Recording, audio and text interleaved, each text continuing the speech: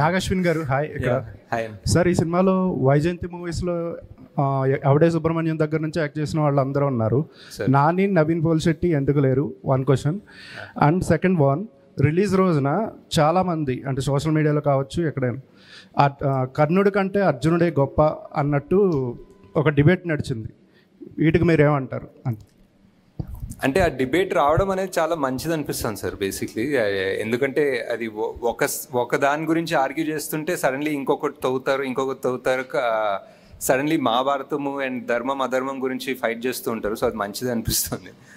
And Nani Naveen ఈ సినిమాలో ఈ పార్ట్లో కుదరలేదు, బట్ డెఫినెట్లీ ఎక్కడ ఛాన్స్ దొరికితే అక్కడ పెట్టేస్తాను సార్. నాగశ్విన్ గారు, ఇది నాగశ్విన్ గారు కల్కి కథ అనుకోవచ్చా? మహాభారతం కాకుండా పూర్తి అంతే ఈ టైటిల్ దొరికింది కాబట్టి నాగశ్విన్ కల్కి అని పెట్టిన అవసరం. ఇప్పుడు భారతంలో కృష్ణుడికి అశ్వత్థామకి పునర్జన్మ ఉంది, కర్ణుడికి లేదు.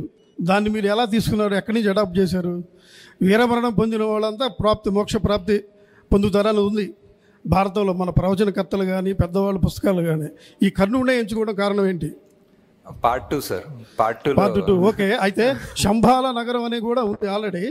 అక్కడ అతీంద్రమైన శక్తులు, మనుషులు ఉన్నటువంటి వ్యక్తులు, యోగులు, సిద్ధంగా ఉన్నటువంటి ఉంటారు. అవును సార్. మరియమ్మ, తర్వాత ఇంకా క్రిస్టియన్స్ పేర్లు 3 వస్తాయి. దేశంలో వివిధ దేశాల మిగతా వాళ్ళు కూడా చాలామంది ఉన్నారు. టిబెటియన్స్ కానీ రకరకాల కానీ వీళ్ళందరూ అసలు ఎందుకు పెట్టడం కారణం ఏంటి?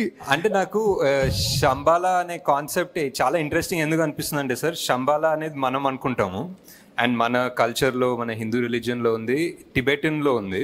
టిబెటన్స్ కూడా శంబాలా అంటారు, షాంగ్రిలా అంటారు. పర్షియన్ రిలీజియన్లో వాళ్ళకు ఒక సిమిలర్ ఐడియా ఉంది. వాళ్ళకు కూడా సేమ్ ఒక హిడెన్ ప్లేస్, వాళ్ళు కూడా